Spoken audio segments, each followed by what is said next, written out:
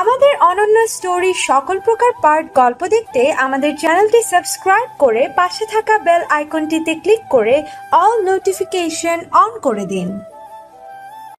অনুষ্ঠানের সব আয়োজন শেষ হতে হতে প্রায় অনেক রাত হয়ে গেল। নূর বাইরে এসে কোনো সিএনজি ট্যাক্সি কিচ্ছু পেল না। গাড়ি বানিয়ে ফেললেও নিজের জন্য এখনও ব্যবহার করা আরম্ভ করেনি সে। আগে মার্কেটিং ভালোভাবে জমলে তবেই নিজের জন্য ব্যবহার করবে ভেবেছে। অনেকক্ষণ হলো রাস্তায় দাঁড়িয়ে থেকেও কোনো ট্যাক্সি বা সিএনজির দেখা মিলছে না। আর এখান থেকে হাইওয়ে রোডও অনেক দূরে, তাই বাসে করেও যেতে পারছে না। তখনই সোহানও সেখানে এগিয়ে এলো। নূরকে দাঁড়িয়ে থাকতে দেখে ওর কাছে গিয়ে বলল, মিস নূর, চলুন আমি আপনাকে বাসায় ড্রপ করে দিচ্ছি। না না, ইটস ওকে, আমি ম্যানেজ করে নিব। আরে কি ম্যানেজ করবেন? এখানে আপনি কোনো ট্রান্সপোর্ট পাবেন না। রাতে করে আর কতক্ষণ এভাবে দাঁড়িয়ে থাকবেন? চলুন আপনাকে নামিয়ে দেবো আমি। আসলেই এভাবে আর কতক্ষণ দাঁড়িয়ে থাকবে? তার চেয়ে সোহানের সাথে যাওয়াই ঠিক মনে করলো নূর। আর তখনকার ওই বিষয়ে সবটা ক্লিয়ারও করে দিবে নূর, বুঝিয়ে দিবে নূরকে বিয়ে করার চিন্তা যেন মাথা থেকে ছেড়ে ফেলে। এটা সম্ভব না। এই মনস্তাপ করে নূর সোহানের কথায় রাজি হয়ে গেল। সোহান ও ড্রাইভারকে গাড়ি নিয়ে আসতে বলার জন্য ফোন করলো, কিন্তু ড্রাইভার জানালো গাড়ির নাকি টায়ার পাংচার। সোহান নূরকে বলল, ও হ্যাঁ, একটা ঝামেলা হয়ে গেল, গাড়ির নাকি টায়ার পাঞ্চার হয়ে গেছে। নূর সৌজন্যমূলক মুচকি হেসে বলল, নো প্রবলেম, আমি চলে যেতে পারবো। কিন্তু আপনি কতক্ষণ গাড়ির জন্য এভাবে দাঁড়িয়ে থাকবেন? এক কাজ করি, দুজনে মিলে অপেক্ষা করি, এক ট্যাক্সিতে এই দুজনে না হয় চলে যাব। ওকে।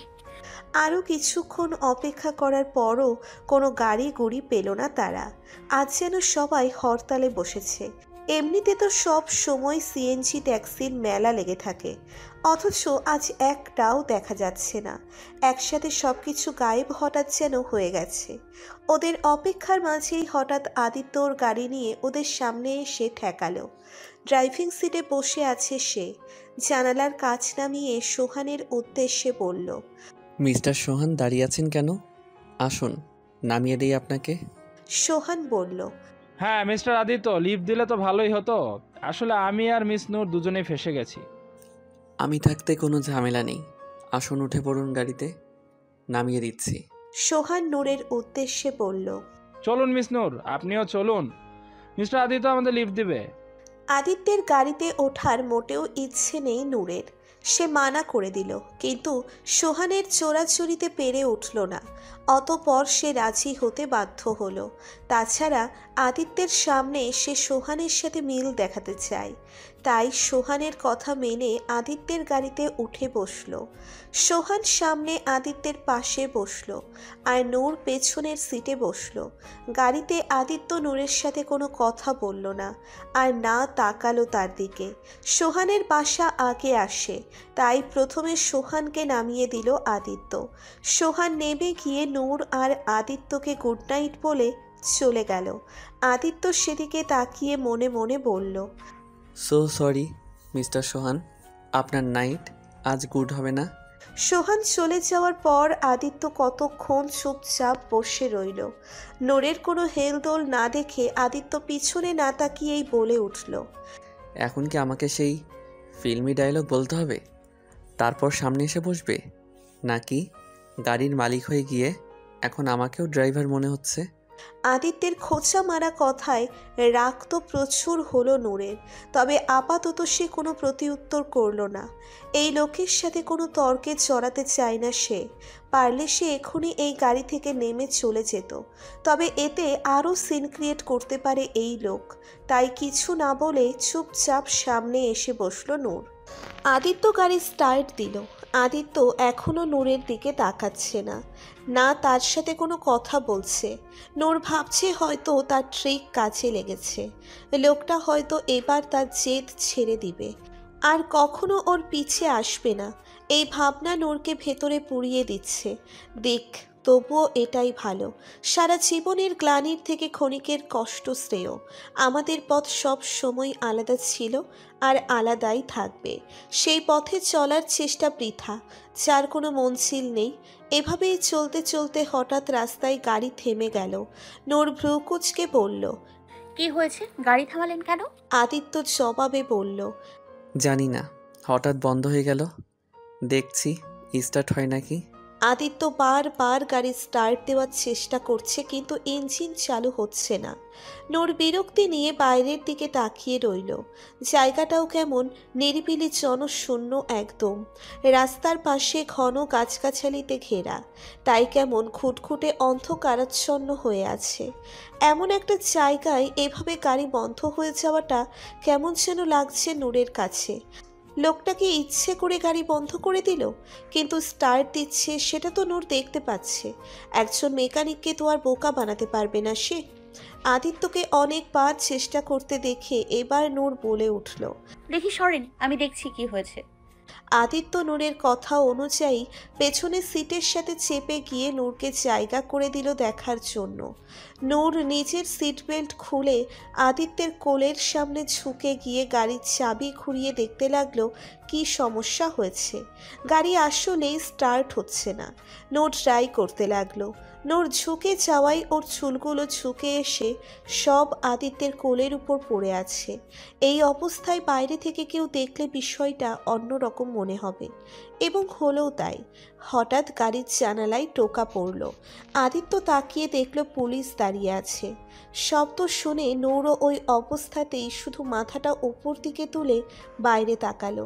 পুলিশকে দেখে নূর একটু চকিত হয়ে চট করে সোজা হয়ে বসল। আদিত্য গাড়ির কাজ নামিয়ে বলল। ইয়েস ইন্সপেক্টর, কিছু বলবেন? পুলিশটি কেমন কুস্ত্রীভাবে তাকিয়ে বলল। এসব কি হচ্ছে এখানে? হ্যাঁ, রাস্তাঘাটে এসব কি নোংরামি চলছে? এসব করার হলে হোটেলে গিয়ে করুন, এখানে রাস্তার মাঝে কি? পুলিশের কথায় নূরের মাথা প্রচণ্ড লেভেলের গরম হয়ে গেল। সে রেগে উত্তেজিত কণ্ঠে বলল। এই ইন্সপেক্টর, ভদ্রভাবে কথা বলুন। কি আবোল তাবোল বলছেন আপনি? ও আচ্ছা, তো এখন আপনাদের মতো লোকের কাছ থেকে আমার ভদ্রতা শিখতে হবে? নূর আরও রেগে গিয়ে বলল। আপনাদের মানুষ বলতে কি বোঝাতে চাইছেন আপনি? হ্যাঁ, পুলিশ হয়েছেন দেখে কি যা খুশি তাই বলে যাবেন?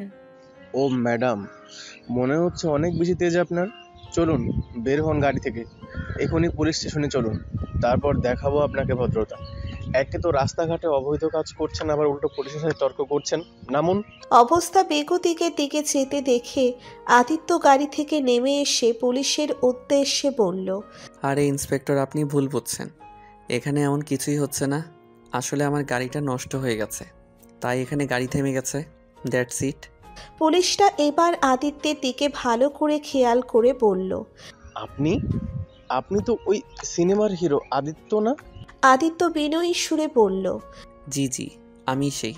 কিছুক্ষণের মধ্যেই সেখানে আরও 2-3 জন কনস্টেবল পুলিশ এসে হাজির হলো। তারাও আদিত্যকে দেখে চিনে ফেলল। ইন্সপেক্টর এবার তাচ্ছিল্যের হাসি দিয়ে বলল। ও, তো এই ব্যাপার। হ্যাঁ ভাই, জীবন তো আপনাদেরই। নায়কের জন্য মায়ারা পাগল। আপনারা চাইলেই যাকে খুশি নিয়ে ফুর্তি করতে পারেন, তারপর বছর বছর একটা করে বাচ্চার খবর সামনে আসে। না জানি কত জায়গায় অ্যাকাউন্ট খুলে রেখেছেন আপনারা, আর কিছুদিন পর পরই সেটা সুদ হয়ে বের হয়ে আসে। তা মেয়ে লোক নিয়ে ফুর্তি করবেন কোনো 5 স্টার হোটেলে গিয়ে করুন, টাকার কি কমতি আছে আপনাদের? রাস্তাঘাটে কেন এসব করতেছেন? জানেন না পাবলিক প্লেসে এসব করা আইনত দণ্ডনীয় অপরাধ? ব্যাস, এবার আর সহ্য হলো না নূরের। পুলিশের এত বিশ্রী কথাবার্তা শুনে মাথা ব্লাস্ট হয়ে গেল তার। তীব্র রাগের বশে সে তেড়ে গিয়ে হিংস্র বাঘিনীর মতো পুলিশের কলার চেপে ধরে ক্ষিপ্র স্বরে বলল। এই পুলিশের বাচ্চা, তোর সাহস কি করে হলো আমার ব্যাপারে এত জঘন্য কথা বলার? একটা ছেলে মেয়ে একসাথে দেখলেই কি মাথায় শুধু এই নোংরা ধারণাই ঘোরে? আজ তোদের মতোই চিপ মেন্টালিটির পুলিশদের জন্যই দেশের এই অবস্থা। তোদের দ্বারা মানুষের বিপদ উদ্ধার হওয়ার বদলে উল্টো আরো বেশি বিপদে পড়ে। কাজের কাজ করতে পারিস না, শুধু পারিস নিরপরাধীদের হ্যারাস করতে। অবস্থা আরও বেগতিক মোড় নিল। আদিত্য কোনো রকমে নূরকে ছাড়িয়ে এনে ফিসফিস করে বলল। কি করছো নূর? সব জায়গায় এত মারপিট দেখাতে হয় না, এতে সিচুয়েশন আরও বিগড়ে যায়। ভুলে যেও না এরা পুলিশ, এদের সাথে লাগতে গেলে আমাদেরই বেশি ক্ষতি হবে। নূর তবুও রাগে ফুঁসতে ফুঁসতে বলল। কেন বলবে ওইসব কথা? পুলিশ হয়েছে তো কি মাথা কিনে নিয়েছে? নূরের অ্যাকশনে পুলিশ চরম রেগে গেল। কনস্টেবলের উদ্দেশ্যে বলল। কনস্টেবল, গ্রেফতার করো দুটোকেই, লকআপে নিয়ে চলো এক্ষুনি। পুলিশের গায়ে হাত তোলা, এর পরিণাম কি ভয়াবহ হবে তা হাড়ে হাড়ে দেখিয়ে দেব। এদের উপর এমন এমন ধারা লাগিয়ে দিব যে সারা জীবন মনে রাখবে। আর মিডিয়াকেও খবর দাও, সবাইকে এই নায়কের কর্মকাণ্ডের ব্রেকিং নিউজ দেওয়া তো জরুরি, লোকজনের একটু এন্টারটেনমেন্ট হবে। আদিত্য অবস্থা সামাল দেওয়ার চেষ্টা করে বলল। প্লিজ অফিসার, এমনটা করেন না। আমরা একটু শান্তভাবে কথা বললেই সব ঠিক হয়ে যাবে। আমি আপনাকে সব বুঝিয়ে বলছি। কোনো কথা শুনতে চাই না আমি, যা বলার পুলিশ স্টেশনে গিয়ে বলবেন। কনস্টেবল, নিয়ে চলো এদের। দুজন কনস্টেবল ওদের হাতে হ্যান্ডক্যাপ পরিয়ে নিয়ে যেতে লাগলো। আদিত্য অনেক রিকোয়েস্ট করে বোঝানোর চেষ্টা করলো, তবে পুলিশ কোনো কথাই শুনল না। সিচুয়েশন একেবারেই আউট অফ কন্ট্রোল হয়ে গেল। এবার তো নূরও ঘাবড়ে গেল। এভাবে রেগে গিয়ে পুলিশের গায়ে হাত তোলাটা ঠিক হয়নি। ও তো জানেই পুলিশের স্বভাব, তবুও এভাবে কিভাবে নিয়ন্ত্রণ হারিয়ে ফেললো সে। এখন কি হবে না জানি। এই পুলিশের জাত কি করবে এখন ওদের সাথে। আদিত্য আর নূরকে পুলিশ জিপে উঠিয়ে নিয়ে যাওয়া হলো পুলিশ স্টেশন। জিপের ভেতর আদিত্য নূরের উদ্দেশ্যে বলল। এই জন্যই তোমাকে বলি, নিজের রাগকে একটু কন্ট্রোল করতে শেখো। সবসময় ঝাঁসির রানীর মতো তলোয়ার বের করে ফেলো। এখন দেখলে তো কি হলো, মিডিয়াতে এসব জানাজানি হয়ে গেলে কি হবে ভাবতে পারছো একবারও? নূর নিজের ভুল বুঝতে পারলেও আদিত্যের ওপরও তার রাগ হলো। সে রাগ দেখিয়ে তাচ্ছিল্যের সুরে বলল। হ্যাঁ হ্যাঁ, তা তো অবশ্যই। দ্য সুপারস্টার নায়কের ইমেজ বলে কথা, লোকের সামনে ইমেজ খারাপ হয়ে যাবে আপনার। কে বলেছিল গাড়িতে তুলতে? আমাকে না তুললে তো আর আপনার মহান ইমেজ লোকের সামনে নষ্ট হতো না। আদিত্য হতাশার সুরে বলল। তুমি আবার কবে আমাকে বুঝেছিলে যে আজ বুঝবে? আমাকে ভুল বোঝাটা তো তোমার ফেভারিট হবি। এখানেও তোমার মনে হচ্ছে আমি আমার নিজের ইমেজের কথা ভাবছি। একবারও ভাবছো না এখানে আমার সাথে তুমিও জড়িত আছো? আমার না হয় যা হবে হবে, কিন্তু এসবের জন্য তোমার ইমেজের কি হবে একবারও ভেবে দেখেছো? নূর এবার সত্যি ঘাবড়ে গেল। সে বুঝতে পারছে অনেক বড় ব্লেন্ডার হয়ে গেছে। নিজের জন্য চিন্তা হচ্ছে না নূরের, চিন্তা হচ্ছে পরিবারের জন্য। অমালিয়ার এই ঘটনার পর থেকে এমনিতেই ওদের পরিবারের ওপর দিয়ে অনেক তুফান গেছে। বদনামী লোকজনের খোঁচা মারা কথার তীর সব সইতে হয়েছে, যার জের এখনও আছেই। এসব দেখে মা অনেক অসুস্থ হয়ে পড়েছিল। তারপর থেকেই সে বেশিরভাগ সময়ই অসুস্থ থাকে। ইদানিং তো তার শারীরিক অবস্থার আরও অবনতি হয়েছে। সপ্তাহ খানেক আগেই হসপিটালাইজড করতে হয়েছিল মাকে। মাত্রই একটু ঠিক হয়েছে সে। এখনই যদি আবার এসব নিয়ে কোনো বদনামি ছড়ায় তাহলে মা সইতে পারবে না। তাকে বাঁচানো কঠিন হয়ে যাবে। না না, মাকে কিছু হতে দিতে পারবো না আমি, কিছুতেই না। যে করেই হোক সিচুয়েশন সামাল দিতে হবে। পুলিশ স্টেশনে নিয়ে আসা হলো ওদের। জিপ থেকে নামতেই দেখতে পেল এক ঝাঁক মিডিয়া এরই মাঝে এসে উপস্থিত হয়ে গেছে। এসব দেখে নূর প্রচণ্ড ঘাবড়ে গেল। ভয়ে গলা শুকিয়ে আসছে তার। বারবার শুধু মায়ের চিন্তা হচ্ছে ওর। আদিত্য যেতে যেতে নূরের দিকে হালকা ঘাড়কাত করে ফিসফিস করে বলল।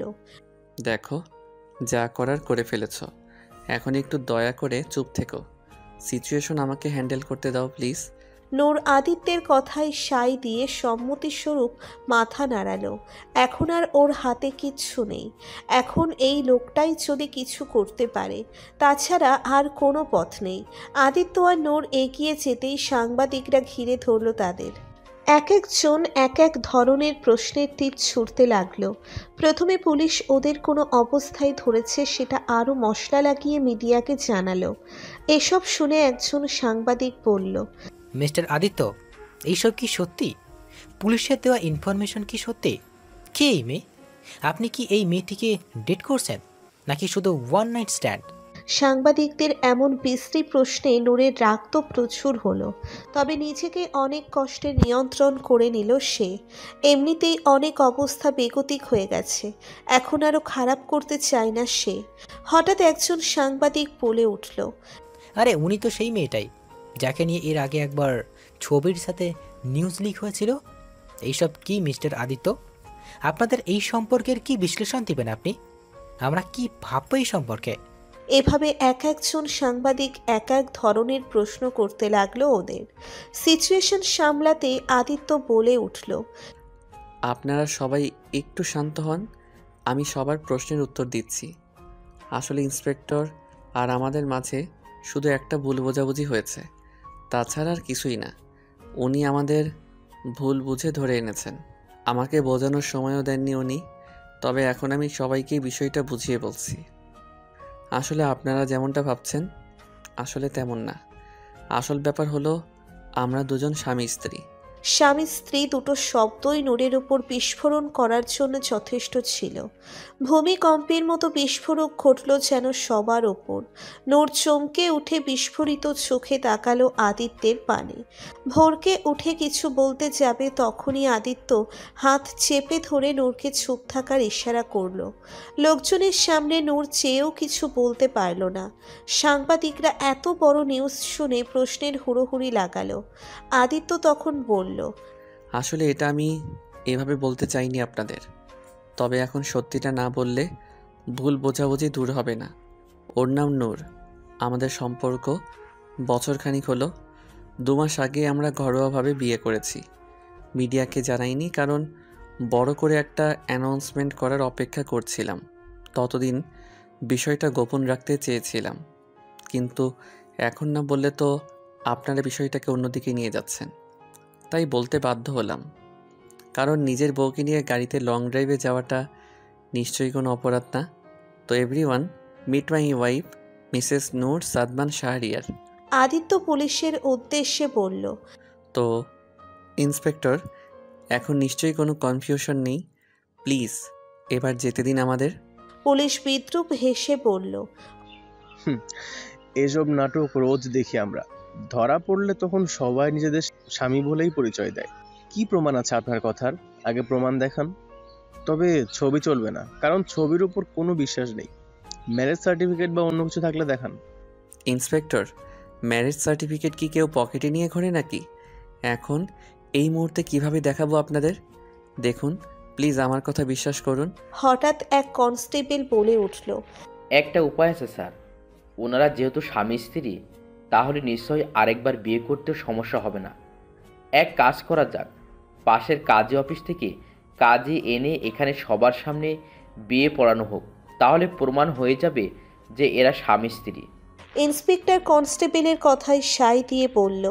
কনস্টেবল কাজীকে ডাকতে গেল। নূর কিং কর্তব্য বিমূঢ় হয়ে গেল। মাথা ভন ভন করে ঘুরছে তার। এসব কি হচ্ছে? বিয়ে ওনার সাথে? নো নো নো, এটা সম্ভব না, কিছুতেই না। নূর অস্থির হয়ে ওখান থেকে চলে যেতে লাগলো। আদিত্য নূরের হাত ধরে আটকে দিয়ে ফিসফিসানো কণ্ঠে বলল, কোথায় যাচ্ছ নূর? এভাবে এখান থেকে যাওয়া সম্ভব না, এতে আরো বড় মাপের অপরাধী হয়ে যাবে তুমি। নূর দৃঢ় কণ্ঠে বলল, হোক, যা খুশি তাই। আপনি কি সব আবোল তাবোল বলে যাচ্ছেন কখন থেকে? আর কি চাইছেন? বসে চুপচাপ বিয়ে করে ফেলবো আপনাকে? দেখো নূর, শান্ত হয়ে বোঝার চেষ্টা করো। এখন এই সিচুয়েশনে এই ছাড়া আর কোনো উপায় ছিল না। সেই মুহূর্তে তোমাকে আমাকে দুজনকেই এই সিচুয়েশন থেকে উদ্ধার করতে এটাই সঠিক রাস্তা মনে হয়েছিল আমার। তাছাড়া এখান থেকে বাঁচার আর কোনো উপায় ছিল না। আর এরা যে এভাবে বিয়ের কথাটা তুলবে সেটা কি আমি আগে থেকে জানতাম নাকি? বাহ, জানতেন না? কি সুন্দর করে বলে দিলেন। তো এখন কি আপনার মিথ্যে প্রমাণ করতে সত্যি সত্যি বিয়ে করবো আমি? পাগল হয়ে গেছেন আপনি? দেখো, এই ছাড়া কোনো উপায় নেই, এখন না চাইতেও এটা করতে হবে। করবো না আমি, দেখি কে ঠেকায় আমাকে। বলেই নূর আবারও চলে যেতে লাগলো। কিন্তু ততক্ষণে পুলিশ এসে আটকে দিল নূরকে। সাংবাদিকেরা আবারও সন্দেহমূলক বাজে ধরনের প্রশ্ন করতে লাগলো তাকে। এরই মাঝে কাজীকে নিয়ে চলে এলেন কনস্টেবল। নূর হতবুদ্ধি হয়ে গেল। সব কিছু কেমন গোল পাকিয়ে যাচ্ছে তার। চেয়েও সে কিছু করতে পারছে না, না পারছে এখান থেকে ছুটে পালাতে। অন্যদিকে মায়ের চিন্তাও হচ্ছে তার। এসব মিথ্যে বদনাম খবরে দেখালে তার মা নিশ্চিত হার্ট অ্যাটাক করবেন। অতপর আর কোনো উপায় না পেয়ে পুলিশ, মিডিয়া সবার সামনে কবুল বলতে বাধ্য হয় নূর আর আদিত্য। বিয়ের পবিত্র বন্ধনে আবদ্ধ হয়ে যায় তারা। অনাকাঙ্ক্ষিত এক ঘটনা তাদের স্বামী স্ত্রীতে রূপান্তর করে দিল। নির্বিকার স্তম্ভিত হয়ে বসে আছে নূর। মস্তিষ্ক আপাতত অজ্ঞান হয়ে আছে। বর্তমানে সে আদিত্যের ঘরে অবস্থান করছে। মাত্র কয়েক ঘন্টার ব্যবধানে কী থেকে হয়ে গেল তা এখনও বুঝতে পারছে না সে। তখন ওইভাবে ঘটনাচক্রে বিয়েটা হয়ে যাওয়ার পর পুলিশ ওদের ছেড়ে দেয়। মিডিয়াও তাদের প্রশ্নের জবাব পেয়ে সেটাকে ঘরে ঘরে পৌঁছানোর কাজে লেগে পড়ে। মুহূর্তের মাঝেই রমরমা খবর ছড়িয়ে পড়ে পুরো দেশে, যা আদিত্য আর নূরের পরিবার পর্যন্ত যেতে সময় লাগে না। সবাই জেনে যায় এই বিয়ের ঘটনা। তবে কাহিনীর শেষ এখানেই হয় না। ধারাবাহিকের আরও কিছু পর্ব যে এখনও বাকি ছিল। ওসব ঘটনার পর নূর পুলিশ স্টেশন থেকে আদিত্যকে কিছু বলার সুযোগ না দিয়ে সোজা নিজের বাড়ি ফিরে আসে। আদিত্য আটকানোর চেষ্টা করলেও তা উপেক্ষা করে চলে আসে সে। বাড়ি আসতেই শুরু হয় সবার প্রশ্নের বেড়াজাল। নূর কোনো রকমে তাদের সব কিছু বুঝিয়ে বলে। ইভান বিষয়টা একটু ঠান্ডাভাবে নিলেও লতিকা বেগম এসব জেনে মোটেও শান্তি পাচ্ছেন না। এক মেয়েকে নিয়ে এমনিতেই এত কিছু হয়ে গেল, এখন আবার এই মেয়েটার ভবিষ্যৎ কি হবে সেই চিন্তায় বুক ভারী হয়ে আসছে তার। কাহিনীর তবুও শেষ হয় না। এতে আরও মশলা পাঁচফোড়ন মেশাতে নূরের বাড়িতে হাজির হয় নূরের সদ্য বিবাহিত স্বামী জনাব আদিত্য। সে এসেই তার বউকে নিচের বাড়ি নিয়ে যাওয়ার জোর দাবি জানায়। এতে নূরের শতভাগ অমত থাকলেও তার এই সিদ্ধান্তের পাশে আর কাউকেই পেল না সে। মা, ভাই, এমনকি পিচ্ছি মিছরিটাও ওই আদিত্যের সাপোর্টার হয়ে গেল।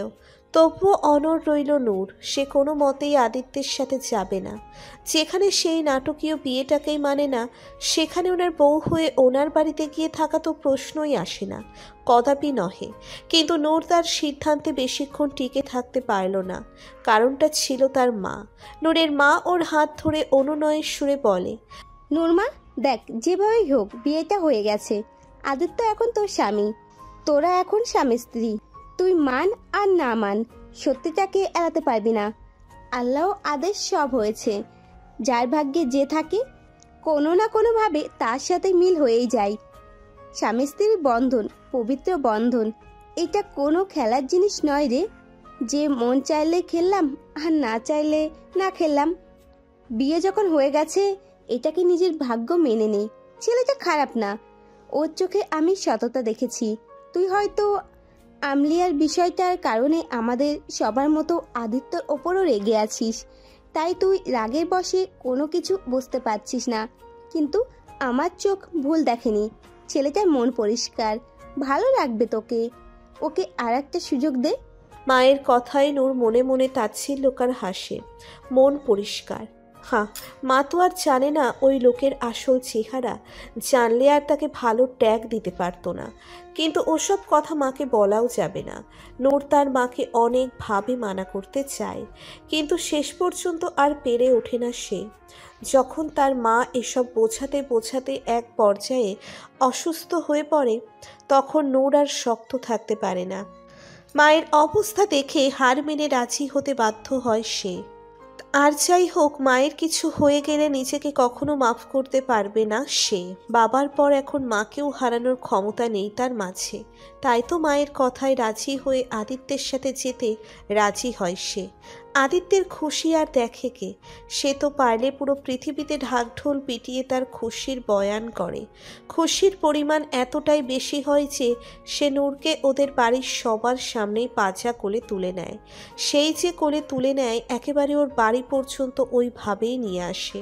নূর কতবার করে নিজেকে ছাড়ানোর চেষ্টা করে, কিন্তু আদিত্যের সাথে কিছুতেই পেরে ওঠে না। নূরকে কোলে নিয়েই নিজের বাড়ির ভিতরে প্রবেশ করে আদিত্য। লিভিং রুমে বসা পরিবারের সবার সামনে নূরকে কোলে নিয়ে বাসায় ঢুকে উচ্ছ্বসিত হয়ে বলে, আরে, কে কোথায় আছো? দেখো, তোমাদের বাড়ির বউ নিয়ে এসেছি, তাড়াতাড়ি ওয়েলকাম করো। আদিত্যের পরিবার তো হতবাক হয়ে যায় আদিত্যের আচমকা এমন কাণ্ডে। খবরে তারা আগেই জেনে গিয়েছিল, তাই আর বেশি অবাকের সময়কাল বৃদ্ধি করে না। সবার সামনে এভাবে কোলে নিয়ে আসায় নূর চরম অস্বস্তিতে পড়ে যায়। আদিত্যকে ছাড়িয়ে ছট করে নিচে নেমে দাঁড়ায় সে। আদিত্যের ওপর রাগের পাহাড় জমছে তার। কত বড় নির্লজ্জ লোক! পরিবারের সবাই অবাকের পর্ব কোনো রকমে সমাপ্ত করে এগিয়ে গেল ওদের সামনে। বিস্ময় ছাপিয়ে এবার সবার চোখে মুখে আনন্দের ঝলক দেখা গেল। প্রথমত আজ এতদিন পর বাড়ির ছেলে বনবাস শেষ করে বাড়িতে ফিরে এসেছে, তার উপর বাড়ির বউও নিয়ে এসেছে। যেভাবেই হোক না কেন এই বিয়েটাই হয়তো আদিত্যকে আবারও হাসি খুশি জীবনে ফিরিয়ে আনবে, এটা ভেবেই সকলে খুশি। সবচেয়ে বেশি আনন্দে নেচে উঠল আহানা। সে খুশিতে হৈ হৈ করে আদিত্যের কাছে এগিয়ে গিয়ে বলল, ওয়াও ভাইয়া, আই এম সো হ্যাপি। আজ তুমি ফাইনালি একটা কাজের কাজ করেছো, আমার ভাবি নিয়ে এসেছো, ইয়ে। আহানা নূরকে ফট করে জড়িয়ে ধরে বলল, ওয়েলকাম ভাবি, আমি তোমার কিউট ননদ আহানা, সবাই আন্নি বলে ডাকে। নূর কিছু না বলে শুধু জোরপূর্বক কিঞ্চিত ঠোঁট দুটো প্রসারিত করল। এই মুহূর্তে এসব তার কাছে চরম অস্বস্তিকর লাগছে। আদিত্যের মা বাবাও এগিয়ে এলো। নূর একবার রেহেনুমার দিকে তাকালো। এই মহিলা তাকে কত কথা শুনিয়েছিল, না জানি আজ কি তাণ্ডব করে। কিন্তু নূরের ভাবনাকে সম্পূর্ণ ভুল প্রমাণ করে দিয়ে রেহেনুমা নিজের গলার স্বর্ণের চেনটা খুলে নূরকে পরিয়ে দিতে দিতে প্রসন্ন চিত্তে বলল, খালি হাতে নতুন বউকে কিভাবে বরণ করি? আদিটা আগে জানালে বড় করে না হয় কিছু করতাম। যাই হোক, নতুন বউ ঘরে এসেছে, এর চেয়ে বড় সৌভাগ্যের বিষয় আর কিছুই না। অন্য সব তো পরেও করা যাবে। রেহেনুমার আচরণে নূর অবাকের শীর্ষে। উনি কি সেই মহিলাই যে তাকে সেদিন ওসব কথা বলেছিল, নাকি ওনার মাঝে স্পিল্ড পার্সোনালিটি ডিসঅর্ডার আছে? এই পরিবারের সবাই কি এমন দুমুখ? এদের মাঝে কিভাবে নিজেকে অ্যাডজাস্ট করাবে নূর? মস্তিষ্ক পুরো জমে যাচ্ছে তার। আদিত্যের বাবাও আদিত্য আর নূরের মাথায় একসাথে স্নেহের হাত বুলিয়ে বললেন, তুই যে বৌমাকে নিয়ে নিজের বাড়িতে এসেছিস, এতেই আমি অনেক খুশি। এতদিন পর বাড়িটা যেন বাড়ি মনে হচ্ছে, না হলে তোকে ছাড়া তো বাড়িটা শোকাচ্ছন্ন হয়েছিল। আদিত্যের বাবার কথায় নূরের ভ্রু কুঁচকে এলো। এতদিন পর বাড়ি ফিরে এলো মানে কি? উনি কি বাড়িতে ছিলেন না এতদিন? যাকে যেখানে খুশি সেখানে যাক, আমার কি। ওদের থেকে কিছুটা দূরে আদ্র আর অমালিয়াও দাঁড়িয়েছিল। তবে আদিত্য আর নূরের সামনে আসার সাহস পেল না ওরা। ওরা জানে আদিত্য বা নূর কেউই ওদের দেখে খুশি হবে না, তাই ওরা দূরেই থাকলো।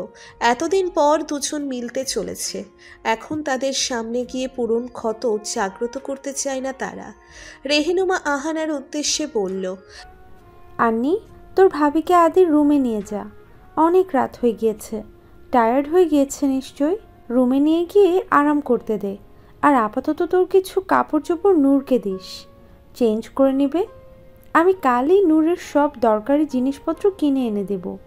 এই পর্যায়ে এসে মুখ খুলল নূর। রেহেনুমার উদ্দেশ্যে বলল, কি তার কোনো দরকার নেই। আমি নিজের প্রয়োজন নিজেই মেটাতে স্বাচ্ছন্দ্য বোধ করি। আমার যা লাগবে আমি নিজেই ব্যবস্থা করে নিব। আমার জন্য কারোর উদ্বিগ্ন হওয়ার প্রয়োজন নেই। রেহেনুমা পরিস্থিতির গম্ভীরতা ঠাউর করতে পারলেন।